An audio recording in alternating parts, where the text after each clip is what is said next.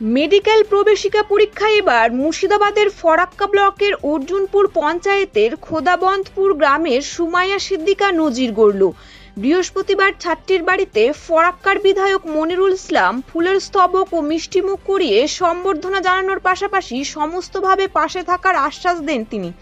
সুমাইয়া সিদ্দিকা জানান, মাধ্যমিক পর্যন্ত পড়াশোনা করে দক্ষিণ দিনাজপুর জেলার বুনিয়াদপুর বেসন ওয়ার্ড স্কুল থেকে মাধ্যমিকে 661 নম্বর পায় সে। উচ্চ মাধ্যমিক পরীক্ষা দেয় পূর্ব বর্ধমান জেলার আনন্দ মিশন একাডেমি মেমারি স্কুল থেকে। সেখানে উচ্চ মাধ্যমিকে তার প্রাপ্ত নম্বর 465। ছোট থেকে পড়াশোনায় ছিল মেধাবী ছাত্রী।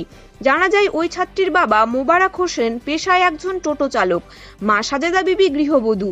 বাড়িতে রয়েছে 4 বোন ও 1 ভাই। বাড়ির বড় সুমাইয়া। এই আর্থিক অনটনের মধ্যেও মেডিকেল প্রবেশিকা পরীক্ষায় ভালো ফল করে নজর কেড়েছে ছাত্রী সুমাইয়া সিদ্দিকা। সর্বভারতীয় প্রবেশিকা পরীক্ষায় 720 নম্বরের মধ্যে 670 নম্বর পেয়েছে সে। সর্বভারতীয় স্তরে 14,032 র্যাঙ্ক পেয়েছে। ওবিসি ক্যাটাগরি থাকার জন্য তার র্যাঙ্ক 5,981। এই রকম ফলাফল হওয়ায় খুশির হাওয়া পরিবার জুড়ে।